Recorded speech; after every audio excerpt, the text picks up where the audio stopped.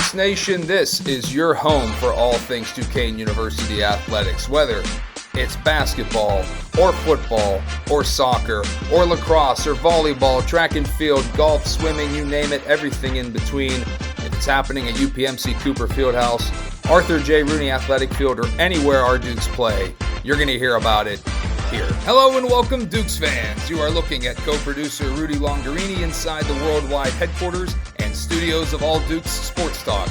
I'm Bob Healy III, joined as always by Nick Frost, and we are uniting Dukes Nation for a conversation on all things Duquesne University athletics. So without further ado, let's get to it, and let's go Dukes! Hey Dukes Nation, welcome back to another episode of All Dukes Sports Talk. I'm Bob Healy III. As usual, joined by Nick Frost and our main man out in California, Rudy Longarini. And our special guest this week in the 25-26 calendar school year as we move forward, second guest officially of the school year, is Mr. Dave Saba, second to nobody. And don't let, when Dave says hi here in a second, don't let the name on the screen fool you. At least to us anyway on Zoom, he comes across as Shelly Saba. That's his wife's computer that he was able to finally figure out, get this video thing working. But if you recognize the name Shelly Saba, she was the first varsity women's soccer coach at Duquesne, and her second greatest achievement, of course, marrying Mr. Dave Saba. Dave was the 37-year sports information director at Duquesne. In many ways, Dave was like my very first exposure to being a sports info director and what that meant. And eventually I became an SID, and I learned a lot from watching Dave. And I always got lots of great advice from him. Dave Saba famously, when I kick it over him to say hello and get on screen, famously Dave had spent all those years at Duquesne going through lots of losing seasons, and then all the way through the summer of the 23-24 season, he's still working with the program. He retires, and then, of course, what happens is the school goes on and wins the A-10 championship that season. But Dave came back to work in the postseason for the Dukes, and kind of got that reward, honestly, that he deserved so richly. Dave, thanks so much for being here on this program with us. Hey, my pleasure, Bob. I really appreciate it. I'll tell you the truth, though. When I did retire, I told Keith, Coach Dambrot, I said, you know what this means? You're going to the tournament this year. He goes, no, not. I go, you will. I'm telling you. I'm guaranteeing you we will. And sure enough, Duquesne made that first trip since 1977. One more thing, though. I spent 25 years at Duquesne. I was at the University of Texas prior to coming back home to Pittsburgh. So just a little clarification. I was 11 at Duquesne, and then or 11 at Texas, and then the rest at Duquesne. 25 years. Great experience. Dave, you got to see that program up very close then in that summer through workouts. And then obviously then you weren't surprised when it went on and had the run it did. I honestly was not. I mean, I saw what Coach Dambrot had, what they assembled, how they brought the program back from a few years before that. They'd really struggled. And I know it was tough on Coach Dambrot, but you could see the talent in that group.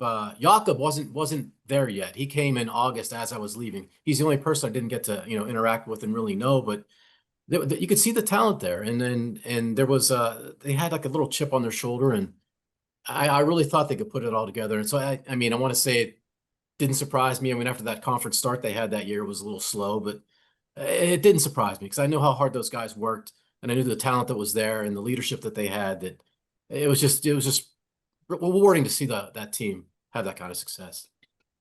Dave, for those who don't know what the nature of this job is, when I say SID, it's Sports Information Director, and that title itself is almost becoming outdated or anachronistic. It's more or less you're doing communications or public relations on behalf of the athletics department. And when you were at Duquesne, from what I remember when I was a student athlete, it was an office of 2 or 3 at any given time. And I'm assuming when you first got to Duquesne, you had so much more to do than you eventually ended up, having to, you got to focus on football and men's basketball, but you had your hand in everything, I'm guessing, when you first came around at Duquesne, as the sort of the evolution of that industry went on.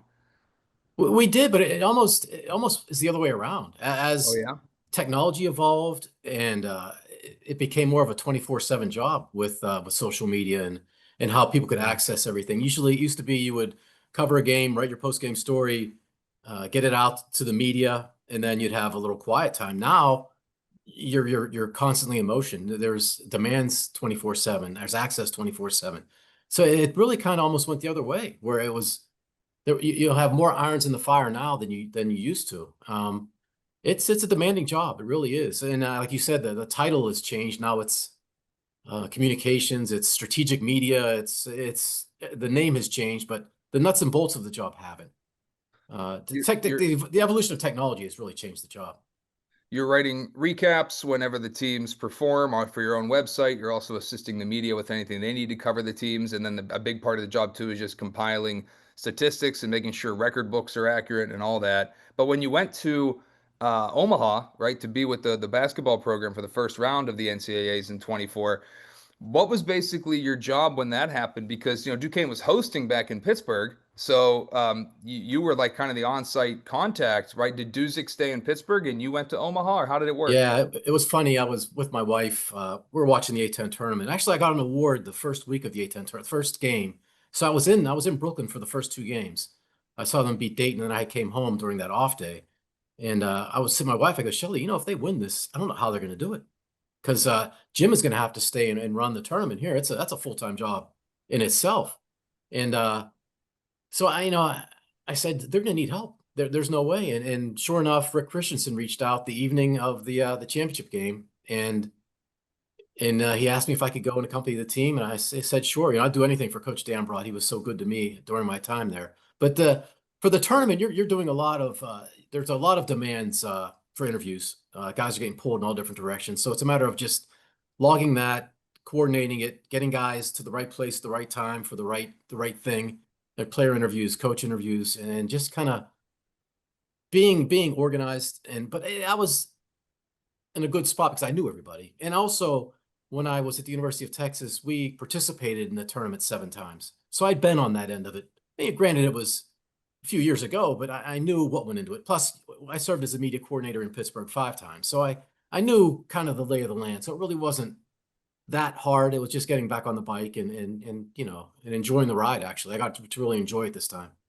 Before I let these guys ask you things that maybe they're curious about, something I'm curious about, Dave, is um, what it's like now going to sporting events and being able to actually cheer, like being able to actually focus on the games. I'm in that area of life, as like working in this industry, and now I teach students how to do it. But every time I'm in a press box, or most times when I'm at a game, I'm either, frankly, because I have young kids, I'm either coaching, I'm officiating, or I'm doing public address or broadcasting or some sort of media job. So I'm almost never just sitting and watching an event, other than the Penguins game I'm going to go to tonight, hence the outfit Yeah. to watch Fleury's return. But you know, now when you're at a game, I mean, how hard is it to just sort of let go? You know what? I can just watch the game. I'll be honest with you, it's an adjustment. It really is. So you're desensitized. I had 37 years of no cheering in the press box. I Yeah. mean, it's just that's just the nature of the beast, And now I have a daughter playing Division I lacrosse at Sacred Heart. She's a senior, and another daughter playing ice hockey at Brown. She's a sophomore. I go to their games, and it's like, I guess I can. I'm not. It's hard to emote. It really is. I've just been so desensitized to it, and it's an adjustment. I'll tell you the great thing about it is, though, Bob, when that whistle or horn goes off at the end of the game, I'm going home. I'm not going back to the Uh, office for another hour and a half and doing a bunch of stuff that needs to be done for the next game. So that was one big change that I really enjoyed, going back to being a spectator as opposed to being a participant. So oh it's been an gosh. adjustment, really has. I'll bet. Nick, did you have anything on your cranium for Dave, having you were a women's basketball practice player, you were in the athletic department a bit with that, but from an outsider who's been a fan of of men's basketball or any other sports, like anything you've ever wondered about the nature of that job or what Dave's experience was like? Uh, how many annoying people tried to just contact you for like press credentials with very little experience? I know I was one of them when I was trying to Oh, start up a sports podcast. It was basically right as you were on your way out. So Yeah, I was there for that evolution, because I mean there's less and less uh, legacy media. Like when I worked at the University of Texas, we had Houston Chronicle, Houston Post, Dallas Morning News, Dallas Times Herald, Fort Worth Star Telegram, San Antonio Light, San Antonio Express News. All those newspapers covered. I mean, the Daily Texan, the school paper there was like they published daily. You had all these entities, national entities that were legitimate sports media that had deadlines and beat writers, etc. And then as those media outlets dried up a little bit, you kind of it became somebody's podcast or somebody's web page, and you kind of really had to sift through them to determine who was legitimate and who just wanted to sit at courtside. Like I remember, talking to Drew Dickerson at the Atlantic 10, the PR director, and he would often reach out to the individual schools and say, "Hey, I got this credential request from X, Y, or Z. They say they cover you. Are they legit?" And would have to kind of vouch for them. So you almost had to kind of not cherry pick, but really had to look into it to make sure that you're keeping the post-game interview area not sacred, but just for those that really have an interest in pursuing media and asking good questions, not just wanting to sit in the room and gape at who was sitting up there. It was a difficult period, but you had to use your judgment and rely on your peers in the profession to help you out a little bit too. Rudy, I have other things I definitely want to ask Dave, but I want to give you a chance to jump in if you had something on your cranium. Well, just on his experience at University of Texas and in Texas. So how did that develop? That you were enticed? I know that it's your hometown, Pittsburgh, and such. I think it's your. Maybe I'm assuming too much, but and how did that transpire, and how did that develop, and you become our sports information director? Well, actually, I went to graduate school at Ohio University for sports administration. And back when I went to grad school, there were only a handful of schools that offered that as a graduate program. And then Ohio U's was kind of one of the most respected in the country at the time. So it was kind of a competitive atmosphere to get in. And then once you got there, you had to take advantage of it. So I'd done an internship with the Philadelphia Eagles coming out of grad school to complete my graduate work. It was, to tell you how long ago it was Randall Cunningham's rookie year. It was the year that Reggie White came over from the Memphis Showboats to the Philadelphia Eagles. So I got to work in the locker room with those guys. But then I came back home after I graduated, and I was getting rejection letters by the dozen, just sending things out. And one of my classmates from Ohio U was at Texas, and he was in the ticket office there. And he asked me what I was doing. I said I was landscaping. That's what I was doing at the time. I was just trying to make money. And he goes, "There's an internship open in the ticket office down here. Why don't you apply?" And I said, "I don't want to work in tickets. All my work had been in PR up to that point. I don't want to do that." He goes, "So interview. If you get it, you get it. If you get it and you don't like it, you can always go home after you're finished." And I said, "Well, what the heck? I might as well take a try." And I'd never been further west than Chicago at the time. So I jumped on a plane, went to Austin in August in a wool suit. If you've ever been in Austin in August in a wool suit, it's not fun. Mm-hmm. Probably about 95 degrees. I interviewed and I ended up getting offered the position. My first day at work at the University of Texas was the Texas-Oklahoma game in 1986. I went directly from the airport to the Cotton Bowl and worked that day. And I put my time in the ticket office for a year and a half. And during my time there, I got to know the sports information director, his name was Bill Little. He's an institution in the profession. He's one of the best ever to do it. And I created a relationship with Bill, and he kind of knew my background was in PR. And right at that time, they had a person leave their department, and they needed a baseball SID. So Bill asked me if I was interested in moving. And I was probably ready to come home because ticketing wasn't for me. Austin's a great place. The University of Texas is a great place, but the job itself wasn't really the greatest thing. So he asked if I would, want to be part of their office. And I ended up being the baseball SID starting in 88. In 89, we went to the national championship game and lost to Wichita State. And then in 1990, I got moved to basketball. And that's the same year that Texas went to the Elite Eight. I don't know if you remember that. Blanks, Mays, and Wright. It was a great national story. So I was kind of thrown into the fire at a big school like that. And I ended up staying for 10 years. I actually had the title of sports information director when I came back to Duquesne. But I wanted to come back home. The title at Duquesne was associate athletic director, which, it meant something, but nothing negative to say about the University of Texas. Great place. I had great leadership, great people I worked with, still friends to this day I keep in touch with. But it was a chance to come home, and the draw of Pittsburgh kind of brought me back. In fact, when I was in Austin, it was voted, I think, the best place to be a single person. And at that same time, I think Allegheny County was the worst. Because I think age-wise, outside of Dade County, I think Allegheny County has the highest median or mean age of people. So I ended up leaving the place was the best for single people, coming to Pittsburgh, and then within a year, I met my wife, and we ended up getting married. So it worked out well. And did you meet her when she was working with the soccer program, Dave? I met her. She was part of my interview committee. Wow. I got interviewed by 5 different people, and she was one of them, and we Yeah. just kind of went from there, I Oh, guess. so Got curious married in 2000. curious what her questions were. And you are single, right? All right, get this guy here. Yeah, no, He's no, cute. no, Get him here. no. Dave, I want to ask you this. One of the most, and I was a student at Duquesne when this happened. I want to say I was in grad school. And I'm mentioning this because it's going to dovetail into another a recent story involving Duquesne men's basketball. But you had to deal with some tough stuff over those years. It's what people don't realize is as the primary spokesperson for the athletics department on it. I mean, the one who's contacted by the media first and foremost when they want to get to anybody. You're like this public, facing person, and so you had to deal with a ton of police and reporters and things after there was a shooting on Duquesne's campus Yeah. back in, was that the '06? '06, Yeah, '06 or September of '07 '06. season. That So, was I got a call at, gosh, 3 in the morning. Sorry, I'm my daughter calling here. Sorry about that. no problem. I got a call at 3 in the morning. I remember, and as our AD at the time, Greg Amodio, telling me what had happened, and it was like, oh my gosh, you can't prepare for something like that, and it was almost an international story. We had at Right. the time Sam Ashlew from Canada, Stuart Baldonado was from South America, Kieran Achara, who wasn't directly involved but was there that night, from Scotland. So it became an international story. We were getting calls from, you name it, everybody. And then I worked through the university, and we kind of split things up as I would handle the athletic related stuff, and they would handle the institution related stuff. So we had to coordinate that and work through it. Yeah, you can't train for it. You can't really prepare for something like that. Thank God everybody came out of it okay. But there were some real days where you kind of wondered what's going to happen in the next 12 hours, 24 hours, 3 days, 2 days. It was a difficult situation.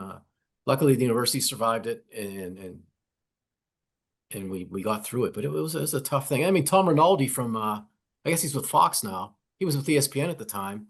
He was on campus for a week working on a story, so I had to kind of shadow him and help him with everything he was trying to do. It was a challenging time. It really was. I remember that because I think Tom had a camera crew with him, and he went over and interviewed me in the weight room because he was looking to talk to like normal Duquesne students about their reaction. I remember that exactly. Yeah, yeah. Um, for those who aren't aware, for any of our younger fans or younger Duquesne folks, 5 players were shot on campus. Luckily, miraculously, none of them died. But Sam never played again, and a few guys, Yeah. had some bad injuries. But you actually were kind of able to pitch that story later as the season went on to turn it into a positive because the team played better than expected, Yeah. and they had some walk-ons, including Jason Duty, who eventually Jason became Duty, a yep. starter. So the team went with this 10 players over 40 minutes sort of line change thing. We were talking about this with Bill Clark, who joined us last week, or Oh, 2 you weeks had Billy ago. on, huh? We had Bill on. Oh, good We're gonna guy. get a Kieran Achara on too. Oh, two Um, two of my favorites. Same, same. So you guys were kind of able to, through the athletics department, sort of news pitching, right? Say, this is kind of a cool story now as a follow-up. Can you walk us through some of that, like, making egg salad out of, or chicken salad Well, out of yeah, chicken? our first game that year was against Youngstown State, and that's after Coach Everard had a kind of an open casting call to get anybody. Like, we found Jason Duty, who ended up starting, and Yeah, he put down yeah, the guitar and picked up a basketball. He was a yeah, guitar player, yeah. just a dude, yeah. At that first game, we had Andy Katz was here, Mike DeCourcy was here, the USA Today was here. There were probably, I'd say, 8 to 10 national outlets were here to cover the story, and we did win that game. So we were on their radar, and as the team had success, it was kind of easy to pick up the phone and say, "Hey, Andy, we just won 2 in a row. We're playing this way," and you could kind of to work it in that way. We had our foot in the door, because of that, and it helped the program eventually. It was a good story too. I mean, people like to see Mhm. positive, good stories every once in a while too. So it all worked in our favor. So recently, and I'm going to mention this, and we don't have to get into too many details about it, but I'm using some reporting by the news editor of the Duquesne Duke. Her name is Caitlin Hughes. She was actually one of my students in my Newsroom 1 course.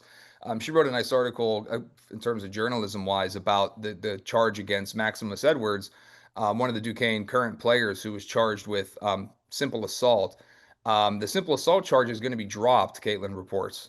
So I see that as good news for Duquesne's basketball program. But obviously, the young lady who was apparently injured in whatever altercation may or may not have been with Maximus, you never want to see that, of course.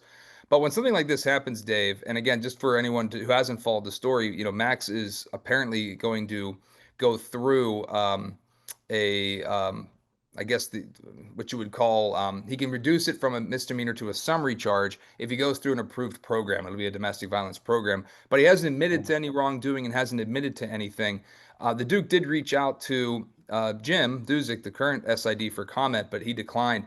So how do you handle something like that, Dave? I'm not asking you to comment on this specifically, of course, but in a situation like this where the athletics department sort of just sitting back and letting this stuff play out, that had to have happened at some other time during your career at Duquesne where there's off-court things. What do you do when you get those calls from reporters? Yeah, I hate that you do have to step back. You have to let the wheels of justice kind of turn. You can't. I mean, people want to jump to conclusions immediately. Oh, I can't believe he did that. He did that. And he did that. And it's sometimes you do have to step back, take whatever appropriate action. If the coach feels there's action that needs to be taken, you can report that. But you kind of got to let it play out. I know it sounds like you're hiding something, but you don't know the truth until it comes out in court. A lot of times people will say things that may not be accurate. Now in this day and age, it's even worse. I mean, anybody can post anything about anybody, and nobody knows who's posting it, first of all, and then number two, is it accurate or not? It's kind of a scary area. But in our area, we kind of have to collect the facts and then go from there and go slowly. You can't really overreact. I am personally. I think. Go ahead, Rudy. Sorry. I think the proper term is overreact, and because I'm looking on the message boards and people are just jumping to conclusions one way or the other. People stating they want him off the team, and so on and so forth. And we're going to go over this week what we think are the starting five. Way too early starting five, and I think Max is going to be an integral part of that equation.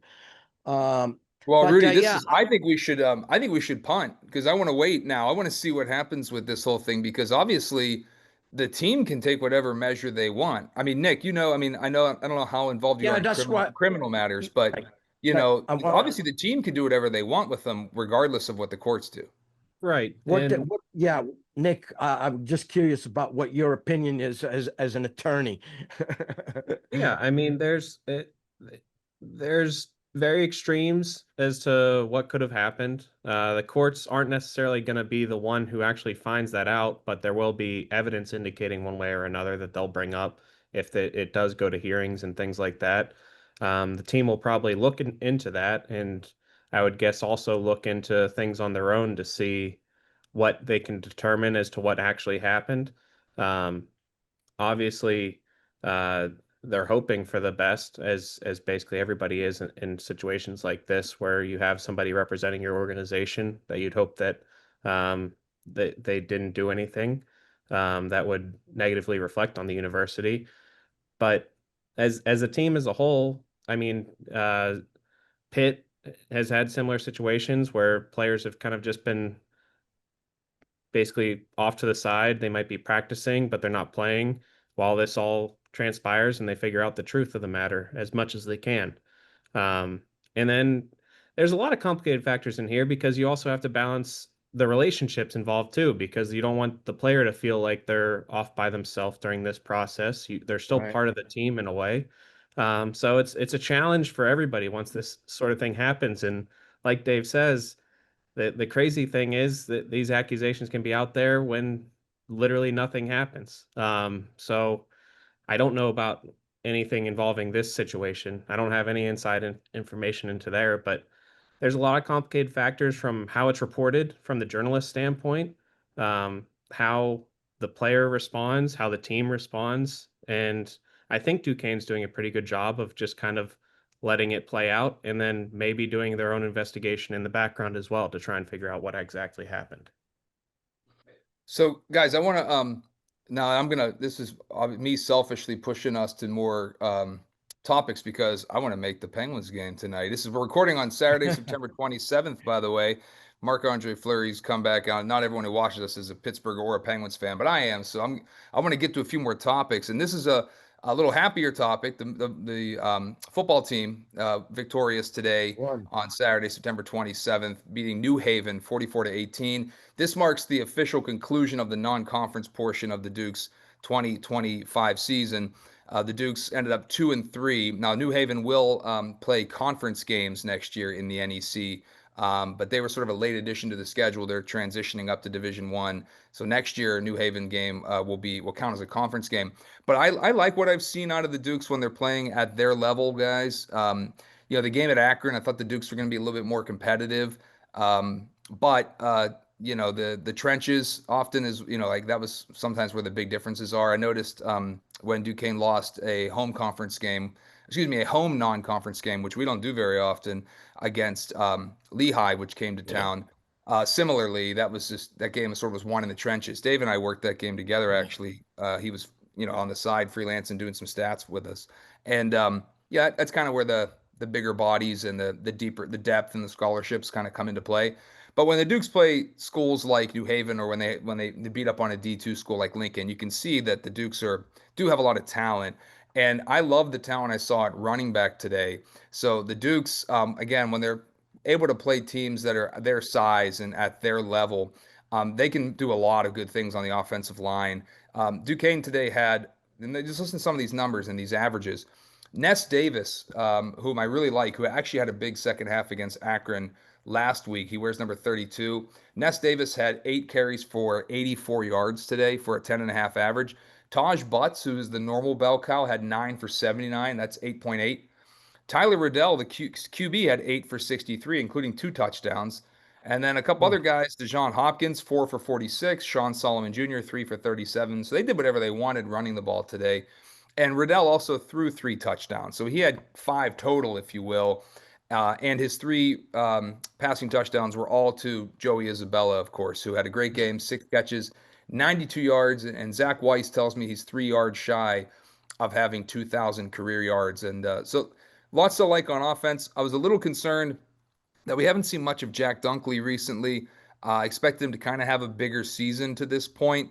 But maybe when they get into conference play, Jack turns it on. Jack only had half a tackle today. It was for a loss, but he hasn't gotten nearly the amount of sacks that I think we expected him to have and live up to the nickname Sack Dunkley. But I see no reason to panic about Duquesne being 2-3. That was a very challenging non-conference schedule. And as Dave knows, working with the football program, and he was my SID when I was a player there, the Dukes are always in the hunt for conference championships. It'll probably come down again to them in Central Connecticut State toward the end of the season. Dave, you got to see the football team up close with me last week. What do you think? Yeah, you're exactly right when you're in your analysis, because I remember when we would play up, when I was working football even in the MAC days, usually skill wise, we were very, very competitive, but it was the big horses, on the line where you can only, a 240-pound guy can only do so much against 270. It's very difficult, but skill wise, Duquesne always had really good quality skill position players, which they have again this year.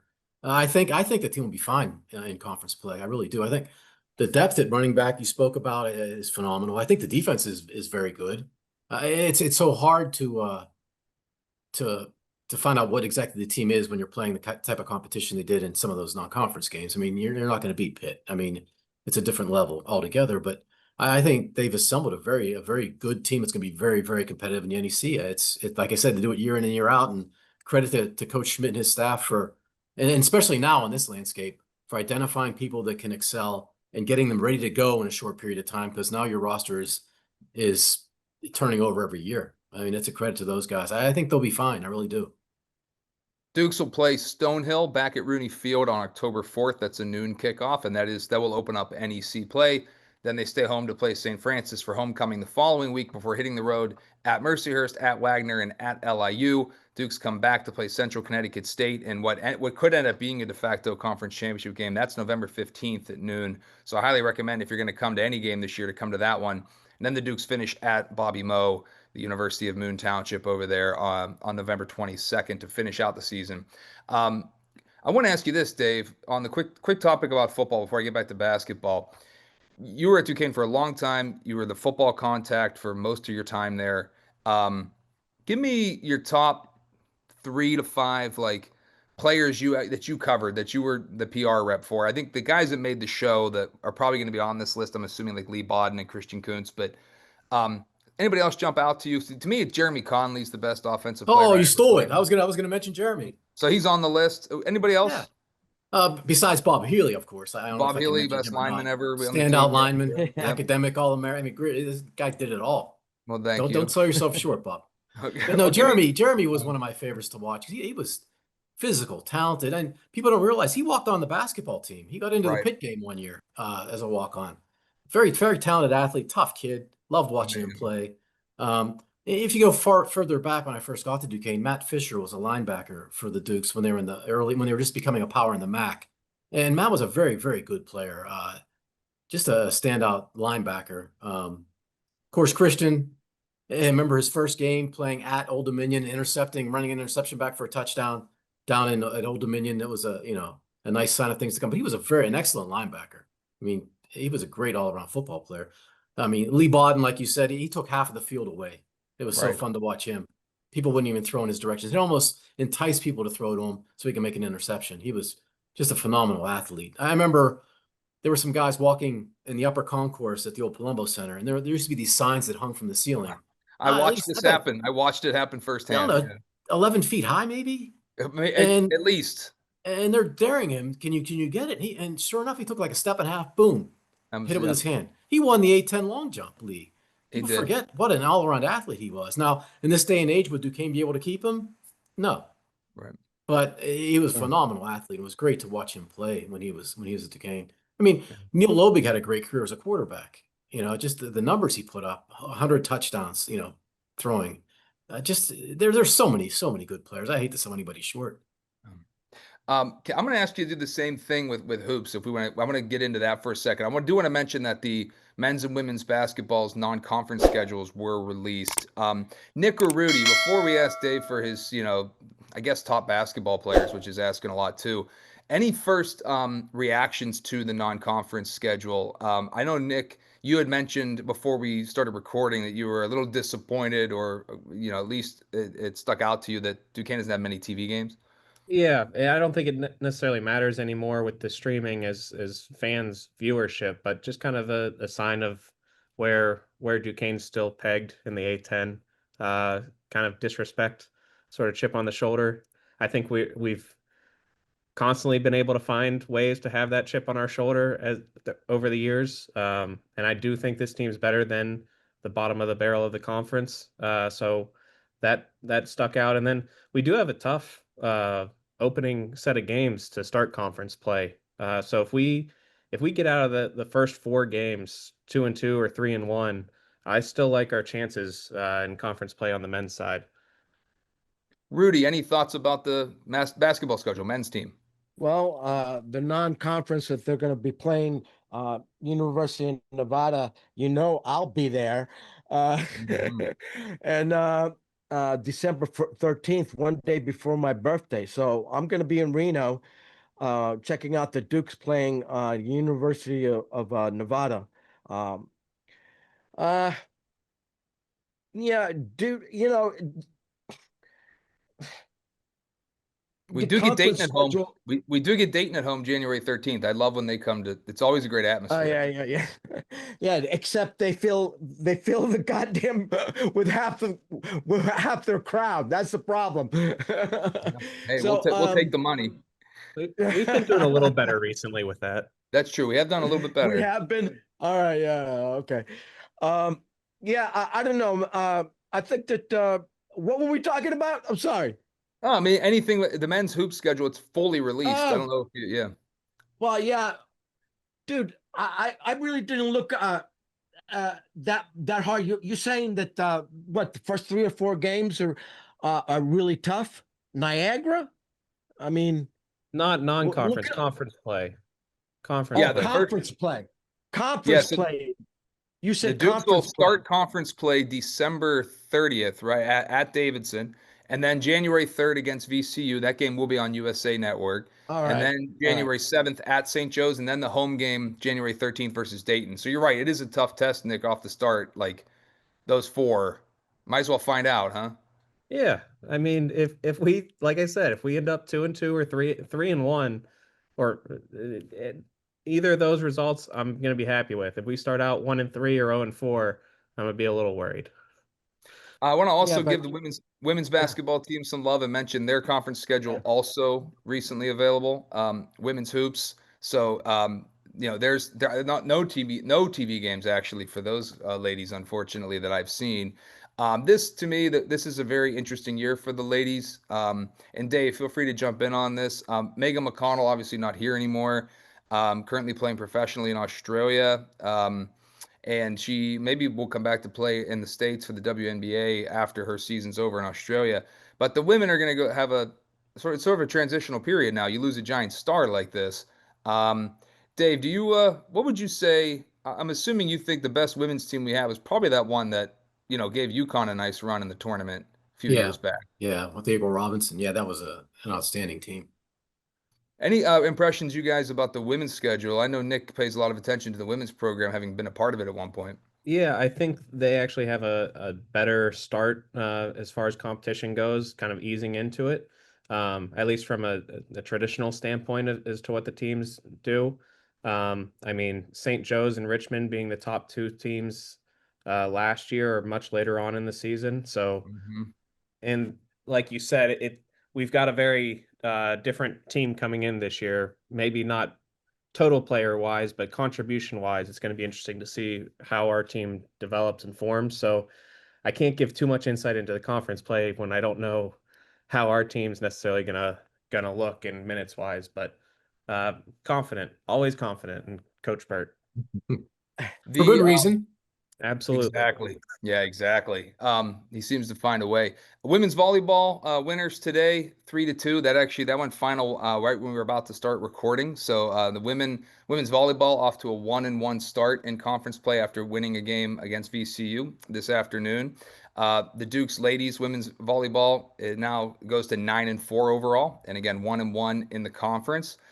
Great start to the season for those ladies. They won their first, I'm going to count these real quick, their first seven before getting a loss. So I'm curious to see how these ladies will look as conference play goes on. The next time the ladies do play will be Tuesday, September 30th against Dayton. That is a 5 p.m. game at Cooper Fieldhouse. So a great sport to watch in person. I recommend that. And obviously, you can't beat the facility.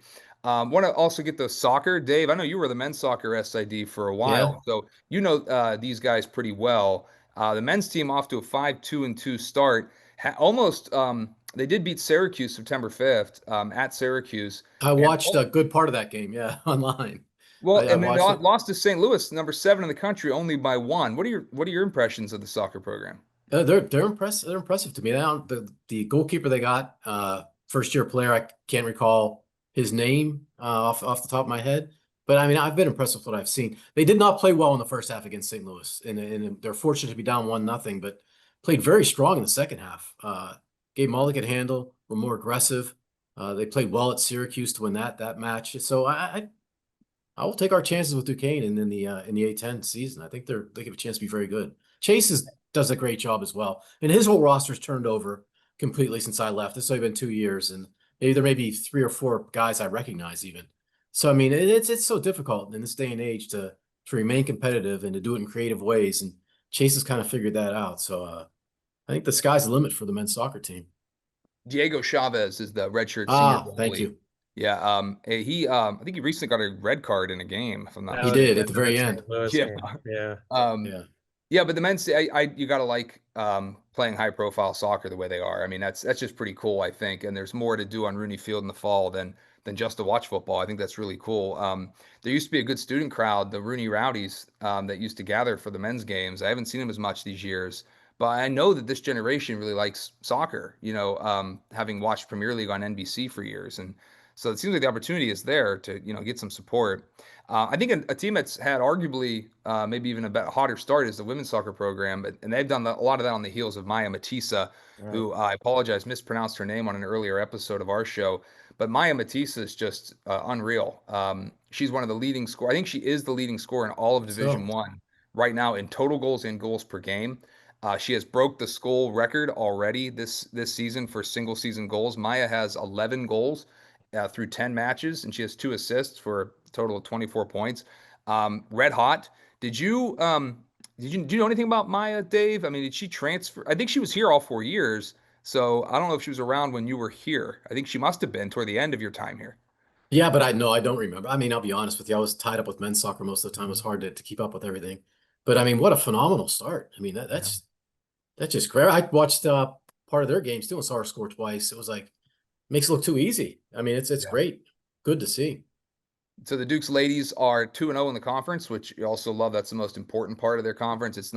We're not going to get an at-large men's or women's soccer, so you want to see them obviously do well in the conference play. The women will play next at Dayton on September 28th at 1 o'clock, and then they come back home October 2nd against VCU for a 7 p.m. kickoff at Rooney Field. Something else I want to mention before we finish with this topic of all-time men's hoops grades. We're going to punt again on our starting five guys because I want to see what happens with Edwards and maybe give it a little more time. And we will get to this. But we got to mention our buddy Dave Sheets, head coach Dave Sheets from the women's swimming and diving program. He was Hey, one of the first guests actually we had who worked in the athletic department currently. Sheets was the first guy to join us from the athletics department. And Dave earned a spot on the Pennsylvania State Athletic Conference's 75 greatest male athletes of all time list. There's a lot of great genetics in the Sheets children because, to be honest, I don't know if I have kids. I shouldn't say that, but Christina Sheets, his wife, I pulled this up. She was arguably had an even better college career, which is hard to imagine considering all the laurels Dave got. But Christina Tillotson Sheets, 28-time NCAA Division II All-American, 5-time Division II national champion. She's got even more hardware. She was on the list for the females. So a lot of great swimming in the Sheets household. So shout out to the whole Sheets family and our guy Dave Sheets for making this list. Coach Sheets, I'm just going to pull up a couple of his accomplishments here. 20-time Division II All-American and a 9-time PSAC champion. Known for the backstroke and individual medley, I think were his two primary areas. So kudos to Coach Sheets. Shout out to him. Swimming starting up again pretty soon, so we'll keep an eye on those guys for sure. I want to ask you this, Dave, before we go, and I forced this out early so I can get down to the arena. All right, you gave us your football studs over the years that you thought really impressed you during your time, and you didn't want to leave anybody out, but we did hear some of the names I had too: Lee Bodden, Jeremy Conley, Christian Kuntz. I heard Matt Fisher in there, Neil Lobig, a bunch of guys like that. I would even throw Josh Rue as this physical phenom. Played D end and running back, and I think he dressed a couple games for the Dolphins maybe in the NFL. He was a great player. Men's basketball, and I'll stick to that with you because that's the team you worked with closest. Was men's hoops. Give me like I don't want to say all-time starting fives. You'd have to pick positions, but maybe like a half a dozen or so players that during your career at Duquesne, which was 25 years at Duquesne. Yeah. During those 25 years you were with the team, so all the way up to that A10 title, who are the best players that you think you got to cover? It's funny. This is the 50th year of the Atlantic 10, and I was there for 25 of them. And I didn't look at it in that way. I know. Jeez. Good point. Wow. And we're hosting the championship this year at PPG. And actually, I'm going to be working media day for the Atlantic 10 No. on Tuesday. They asked me to come down and help them out, so That's got awesome. caught out of retirement again. Yeah. But To the let me, bullpen. I think the one guy that had a great career, and I don't think he got the recognition he should, even though he got a lot, was Aaron Jackson. Yeah. And what he did Yeah. with that team in 2009, they were all freshmen and sophomores. And here's a guy, along with Kieran, who was there for I think a 3-win season, stuck through the coaching Oh, yeah. transition to Ron Everhart. Right. And it wasn't easy. Ron wanted his people in there. I think Aaron and Kieran are the only two that stuck around. And That's then to see him get better and better and better. He took a huge jump junior to senior year. But that year he had as a senior, I thought it was as good as anybody. I mean, he was just phenomenal. And then, of course, his last game, he scored 46 points against Virginia Tech. People forget he had 6 points at halftime. So he scored 40 in 2 overtimes in the second half. It was just, he just had a great year. Good as good as he was as a player. Great guy on top of that. It was one of my nice to see him favorites. get his cup of coffee and have a playoff run too in the NBA. I think he that could year. have played in the NBA, but he had an excellent career overseas. Won championships overseas. He could have come back here. He probably would have made less money, but he could have called himself an NBA player. But he was good enough to come back here and play. But he had a great career overseas. I was just glad to see everything that happened to him that was good. Because he was a good guy, one of my favorites. I loved watching Micah Mason play. I never saw anybody shoot like him. We were there. It was in July. They used to have basketball camps, and I came into the back gym at Duquesne, and there were probably I'd say 50 or 60 fourth, fifth, and sixth graders sitting around the 3-point arc. And Micah gave him a little speech, a little talk, and then they made him push back a little bit, and Micah's gonna give you a little shooting exhibition. And I watched him make 50 out of 51 shots from the 3-point arc. Honest to God, I didn't have a cell phone, couldn't do a video, and then the kids booed him when he missed the one shot. but he to watch him shoot, I never saw anybody shoot like that. So it was just fun to watch him shoot. And I know TJ was only here for 2 years, but to watch him play, gosh, the way he played defense, the stuff he does right now in NBA games, he did as a freshman at Duquesne. How he played defense like he was on offense, like he knew where the next pass was going to go. He'd get a hand on it. Just his just innate ability to play basketball and his motor. I mean, he always was going 110%. Damian Saunders, another one of my favorites to watch play, just because of the way he competed. Damian couldn't shoot. He would probably the first to tell you that, but boy, did he compete. He just rebound, block shots, hustle. He could pass. Just a great all around player. Just fun to watch. Dave, can I give you a quick pat on the back? A lot of people don't realize it. It's the SID who's responsible for this stuff, but you did a good job promoting the fact that Damian was the only guy and still is the only guy in Division I history to have he get 2,000 points, 1,000 rebounds. It's like and then 250 assists, steals, and blocks. Yep. Yeah. And then the other two Shane numbers. Battier didn't do it. I remember looking that up. That didn't get enough play though. I think. But that's you. The SIDs are who do that stuff, and you get to put that in the game notes. And a lot of people don't realize that doesn't just populate in the inbox without you doing that. And that was a really cool way of selling Damian, because that's an incredible accomplishment. Yeah, and to those who don't know, part of our job as well is to get with the TV talent, usually the day before a game or the week of a game, and just give them salient facts that hopefully they make it to air. And it happens a lot of times. Like I can be watching the game at home now and say, oh boy, the SID gave them that. You can tell, certain stats and different tidbits. And the good announcers are really grateful for it. And you can tell the ones that put their homework in and value that kind of information. But that's, again, a very big part of our job is to help prepare them and familiarize them with your team. Those guys are doing 5-6 games a week almost, and so they're very busy, but they really appreciate it when you have your information kind of in bite-sized forms that they can easily get to. And when you sit down and talk to them, that's one thing I do miss is the relationships, just sitting there with, an ESPN broadcaster and going over, your team and just trying to, present your team in the best light possible and give them information about that team they may not know. So that was a fun part of the job. Off on a tangent. I'm sorry. No, that was awesome, and those are some great names. I'm gonna head out to the hockey game, guys, and I got my girlfriend waiting for me to beep in the driveway, and we're gonna run down. So what I'm gonna do is I'm actually gonna leave, and you know what I'm gonna do? I'm gonna go to the bullpen and bring in Nick. He's gonna close this out. So Dave, I'm gonna say goodbye now, and I'm gonna head off, and Nick and Rudy are gonna give us their final thoughts on all things Dukes and ask you any more questions, and I'm gonna get off the call. So thank you, Dave. It's awesome to see you again. I hope to see you again in the press box. And see you around campus. Yeah, good to see you, We Bob. do miss you, but dude, you're a legend. And the sports info program at Duquesne has 80 kids now doing this. That doesn't exist if I never met you. So just want to thank you. You're a big part of it, and you might not even be aware. So thank you again, guys. It's all you now. Take it over, Nick and Rudy, and have your fun with Dave, guys. Thanks a lot. All right. See you, Bob. Go Pens. Yeah, Nick, you want to take over? Yeah. So Dave, I guess I'll keep the trend going. What are some of your favorite journalists that you've worked with over the years in your role? See, I got to work with when I was at Texas, I got to work with a bunch of them. Like a lot of the national guys. Like I met Andy Katz when he was a beat writer for the for Fresno State, because we played them home and home when I was at Texas.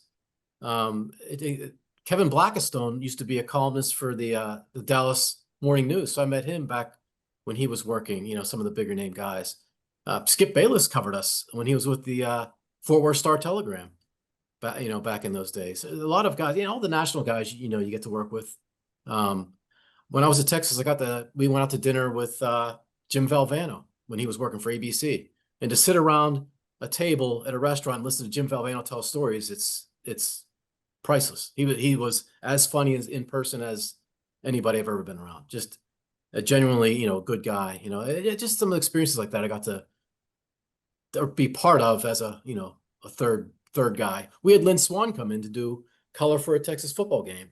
Same thing. Got to go out to dinner with Lynn, and he found out I was from Pittsburgh, and it was a big deal. And it just things like that just happen. A lot of crazy things just happen, from being in this profession. We were we just played at Albany. I think it was Jim Ferry's first game, and we were going straight to Georgetown. So we had to go to a satellite airport just because we had a charter flight. So we get, and you have to go to a gate, and the bus pulls up, and you stop until it's good for you to go through the gate and go board your plane. And there was one car in front of us, like a Lincoln, like a town car. And they were, sitting there for a while. All of a sudden the door opens. This guy walks up onto our bus, and I look, and it was Bill Cosby.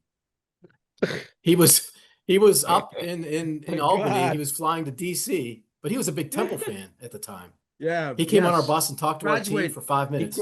He went to Temple and graduated from Temple. But he was still good friends with Bruiser Flint, who was at UMass at one time. He had a UMass hoodie on, but he had just done a show in the Albany area, and he was flying out. And he figured out we were a team. He stopped on the bus. I mean, things like that you don't ever expect to see. We got off the plane in Teterboro once to go play Fordham.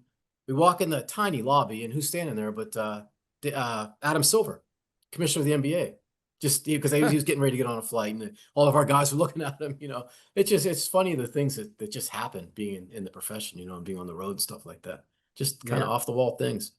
And travel, travel stories abound. Obviously, there's the one that gained a lot of national attention too, with the bus in the winter. How much of that was trying to spin that into a positive? And did ESPN reach out to you? Did you reach out to ESPN? How did that process? They found us. It was, people don't realize we were probably 10 minutes away from being in the clear. We left. They moved the game up a day. They moved the game up in the day. So we played at like 3:00, I think.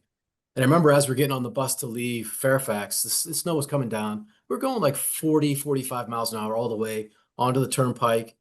We're past Bedford in that little straightaway. A mile marker 133, if you're ever on the turnpike, that's where we were stuck. But we were there, and I think there was 2 trucks jackknifed on that little hill on the way up to the Somerset tunnels. Had that not happened, and it happened like 10 minutes ahead of us, we'd have been home. So we were criticized for why didn't they stay? We were literally 10 minutes away from being fine. Yeah. But, as it turned out, we were stuck in that same spot. It was 22 hours in that one spot. And I had just gotten, I think, my cell phone then. It was, what was it, 2016, January. And the phone just lit up. Because, again, we had the BBC calling, because we had Josh Steele, a player from Great Britain, on the bus. And it just morphed. And it was kind of a big story. I remember the first thing I did, though, I was sitting there, and you get to see we're going to be stuck. So Sarge was our bus driver. And I go up, I tap him on the shoulder, I go, Sarge, are we good? He goes, we're fine. What do you mean? He goes, I can idle this thing all night if we have to. I go, you sure? He goes, yeah, we take these buses to Canada, and it gets so cold up there, we let them idle all night so they don't freeze up. I go, so we're going to be good. We're going to have power, and we have enough fuel. He goes, yeah, we're good. And once he told me that, it was like, okay, we're okay. Because, so we had heat. We had power. We didn't have food or water, but it wasn't that bad. It wasn't like we were totally, going to be stuck there. But that was a long time. I'm curious, what do you guys do? Are they on their cell phones? You said it's way early with the cell phones. So what do you do for 20 hours? They did. And the bad part was we didn't know it would be 20 hours. We thought it would be Right. 2, then maybe 4, then maybe 6, then maybe 8. Then, just that was the one thing that the amount of information we got was next to nothing. That's what kind of made it. You'd think that there'd be something set up where they could inform us as to what was going on, but we were stuck there. It was something. It was something I hope you never experience again. I said I should get a lifetime easy pass for that at least, but no, nothing came of it. Yeah, and I remember hearing that a lot of stuck passengers nearby came into the bus too, and to interact with the team. There were a group of middle school kids from Iowa that were like a bus over and like kind of behind us a little bit that our guys made friends with. They got out and were goofing around with them, just to kind of make the best of it. And you know how it is. You just kind of figure it out. It was, but we were legitimately stuck. That was 1.5 feet of snow right outside the door of the bus. It was bad. Oh gosh. How did your family take the news whenever it? I mean, you didn't know how long you'd be stuck, but at the end of it, how? They didn't care. No, no, they was fine. I mean, we knew we'd get home So as long eventually. as you didn't freeze to death, they've said, "Oh, he'll be fine." No, we had heat. Like I said, we had heat. And Yeah, we right. eventually we found food. A couple of our assistant coaches in GA got to an overpass and got a ride to a giant eagle and were able to buy some stuff. And we shared it with some of the people around us as well. But that was something you hope never happens again. But Yeah. it was an experience, that's for sure. How has it been focusing on other university sports with both of your daughters being Division I athletes? It's fun. It's actually been enlightening because like when you're the SID and you're doing one of the quote unquote Olympic sports or minor sports, my attitude was I want to treat it as if I had a kid on the team. And now I have a kid on the team, so I get to see it from that end. And when somebody, maybe another parent, might criticize something, I go, this might be the reason why. Because, these poor kids doing these sports are usually swamped. These staffs aren't that big. Ivy League schools, gosh, they have 35, 40 sports, equestrian, sailing, Yeah. and so it's neat to be on that end of it. Like, it's funny though, as an aside, like both my kids are playing and they're on live streams all the time. And I'd say 4 out of 5 times they get their name wrong. Saba, they say Saba all the time. But it's just funny, like, and then you try to tell my daughter, I go to my daughter the place, I go, just tell your media contacts. Just, I don't want to do that. I don't want to tell them. I don't want to. I go, I guarantee you they'll appreciate it when you get it right. They just want to get it right like everybody else. But it's just funny. It's a little thing. But you look at stuff, you look at some of the notes and just you can identify with what the SIDs are going through at some of those schools. So it's kind of funny to be on that end of it.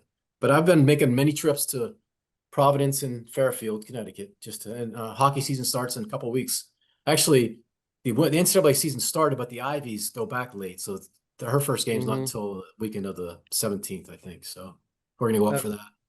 I was going to ask, did you ask Bree for any advice in advance since she was just at Brown before coming over to Duquesne? No, I didn't realize that. It's I'll tell you, the more I'm around it, the more I like Providence. It's a great city. I'd be honest with you, I didn't think our kids that are being in an Ivy League school were not that kind of family, but our daughter Avery earned her way there and she's really thrived there. She's found a good group of people, good coaching staff, really likes it. So, you want what's best for your kids like anybody else. And then it's good to see her thriving there. And hopefully they have a good season this year. It's looking forward to it.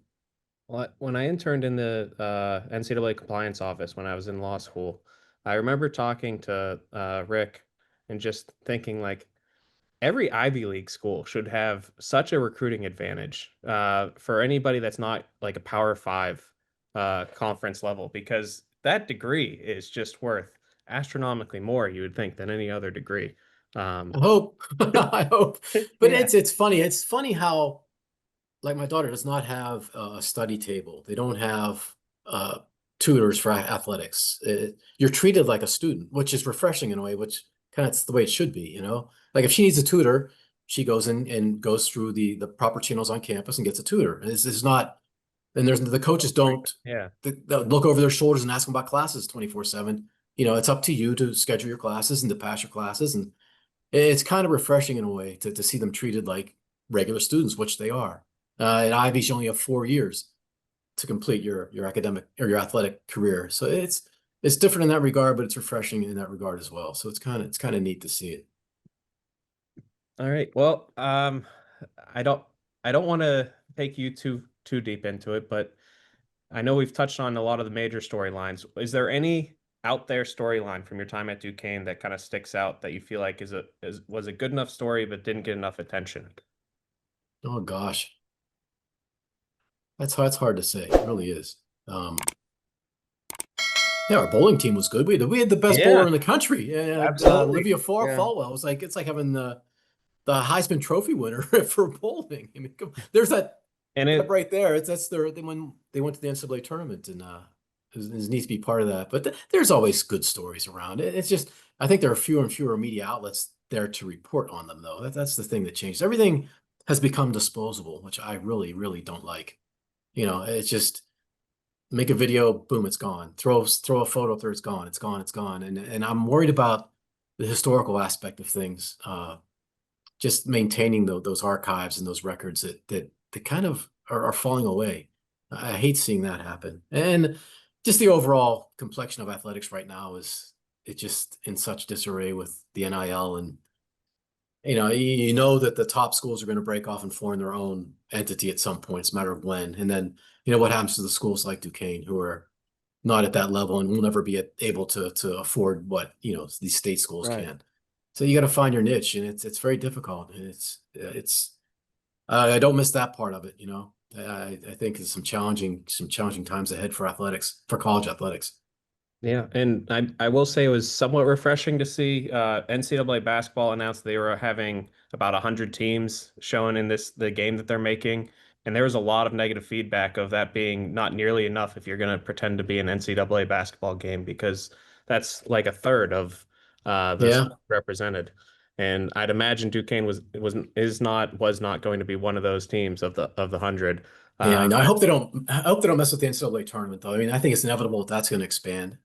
I don't know. There's a lot of decisions to be made, a lot of difficult decisions to be made, and unfortunately, they all center around the dollar bill. Just the way it is.